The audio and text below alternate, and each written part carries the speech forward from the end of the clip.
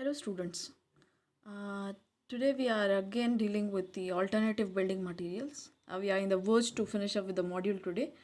We have remained with another three concepts and that will be discussed in today's class.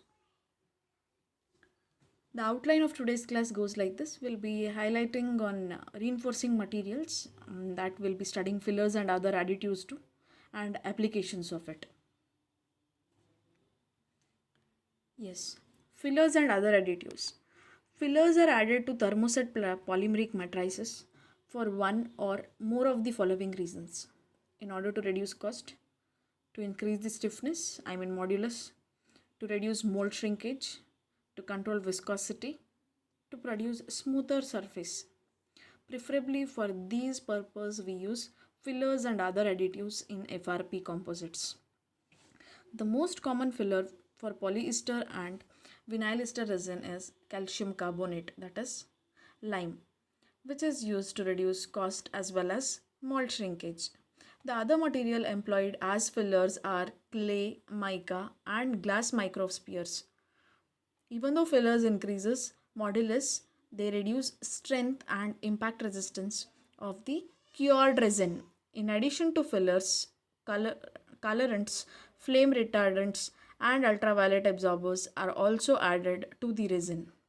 This is all about why fillers are used and what all are the fillers we prefer in order to manufacture FRP composites. Coming to the reinforcing fibers, reinforcements in the form of fibers, particles, or whiskers are used with resin system to improve the mechanical properties of the resins and to produce usable products. By far, the most important fiber used with polyester and epoxy resin is glass fiber, which is available in a variety of forms like rovings, woven rovings, cloths, and random chopped fiber mats. In recent years, high strength carbon fibers and polyaramid fibers have found increasing use in the manufacture of composite materials for a variety of applications, wherein natural fibers such as jute, sisal have also been used to reinforce thermosetting resins. So we can use some part of what called as agriculture waste also in reinforcing these fibers in a FRP composites. The last part of this module is applications. FRP composites have found applications in various branches of engineering and technology. During the initial years, it was predominantly used in aerospace structures due to its lightweight and high strength, where the cost was not the governing factor. With the passage of time, its applications spread to the areas of engineering. Due to its corrosion resistant property, it is used in chemical industries.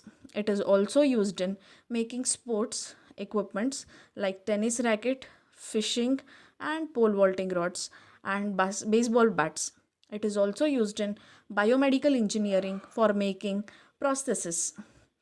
Pultruded FRP rods have been used as a reinforcement in concrete. Pultruded is they'll make it solidified in the like steel bars. Later on, they use it as a reinforcement in concrete. FRP sheets have also been used for repair and retrofit of concrete structures. FRP composites will find newer applications in future in all spheres of life. Even you can treat it with any other filler materials or any other reinforcing material and can make your project better. This is all regarding FRP composites. That ends up with the what called as your third module, that is on alternative building materials. And in the next classes we'll be dealing with alternative building technology, which is your fourth module. Clear? And let us have an overview of this third module.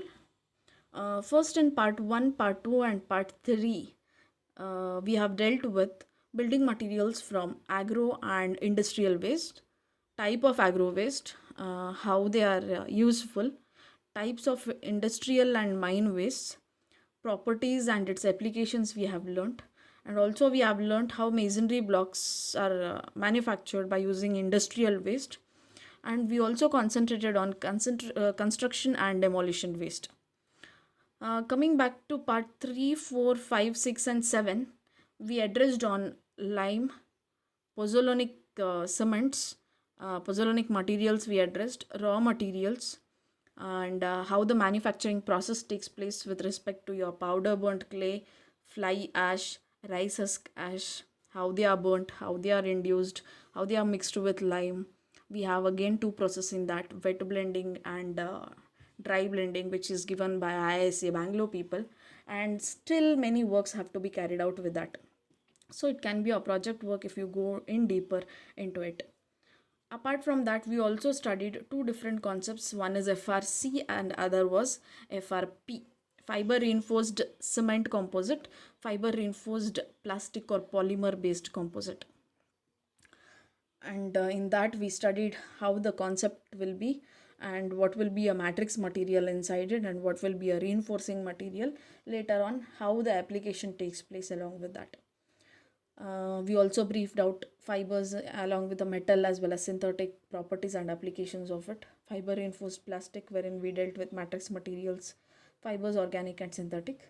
So this is complete overview of module 3 regarding alternative building materials. So the ultimate or the end of the what called as module 3 says that by using any of the waste which is not at all beneficial and making harm to the society, like your fly ash, red mud, whatever we are dumping in the soil, making a soil contamination, later on it contaminates underground or groundwaters also.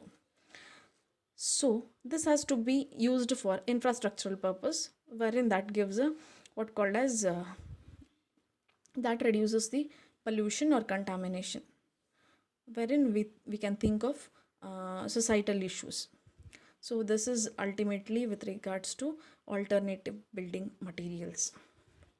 Thank you friends, and in the next class we'll be starting with module 4, which addresses only on technologies, that is alternative building technologies, wherein sub part will be studying n number of technologies and also alternative roofing system.